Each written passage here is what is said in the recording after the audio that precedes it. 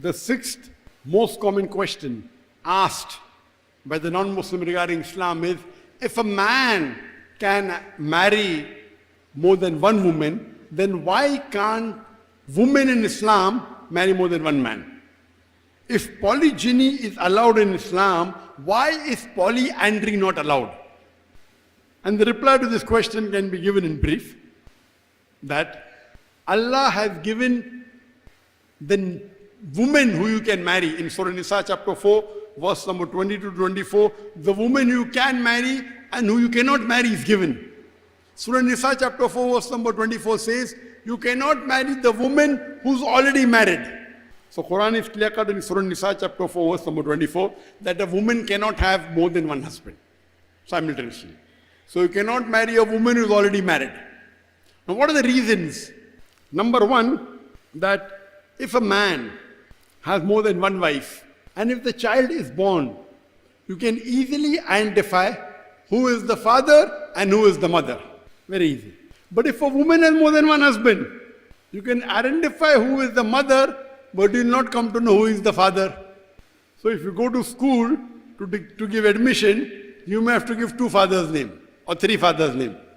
Now, we come to know that today science tells us that if you cannot identify the parent, especially the father, the child has a very traumatic childhood.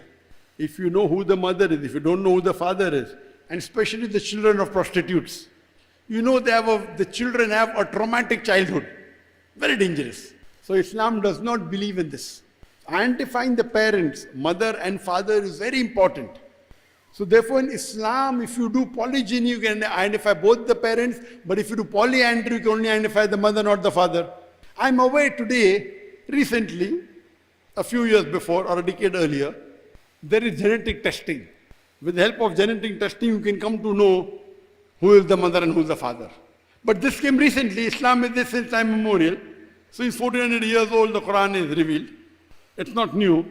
And of course, there are some issues in gender. But even if I agree it's correct, you can't carry a certificate always, oh, this is a genetic testing certificate. I belong to this man, not to the other man. Yet you'll have people slandering you or laying objections.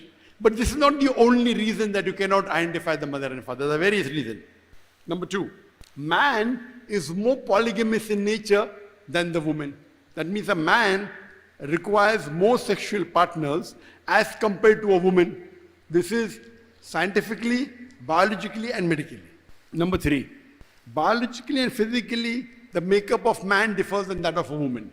For a man, it is possible for him to do the role of multiple husbands if he is involved in polygyny. If a man has more than one wife, he can very well do the role of multiple husbands easily. But if a woman has more than one husband, because of a menstrual cycle, because of the estrogen level being released, it's extremely difficult for her to do the role of multiple wives. And that's the reason in Islam, a man has been told that when the woman undergoes menstrual cycle, you have to be kind and soft to her. Islam does not allow a man to give divorce when the woman is undergoing a menstrual cycle, because during menstrual cycle, her emotional level changes, and at that time you should not give divorce. Wait till the menstrual cycle is over. So Islam takes care of the woman during a menstrual cycle. So in this period, imagine, to take care of one husband is okay, but if she undergoes these physical, biological and psychological changes, and if she has more than one husband, for her to do the role of multiple husband is extremely difficult. Point number 4.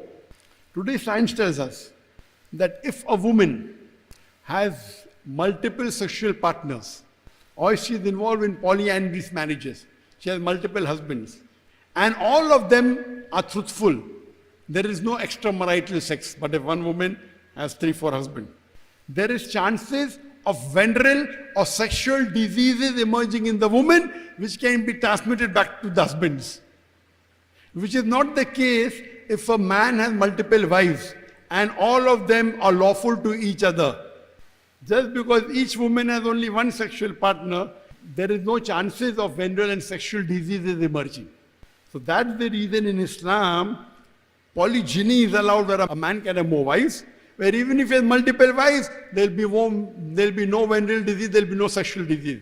But if a woman has multiple husbands, which Islam does not allow, and if she has more than one sexual partners, there'll be venereal and sexual diseases which can emerge and be transmitted back to the husband. So these are few reasons that we can think logically why Islam and Allah subhanahu wa ta'ala has not permitted polyandry.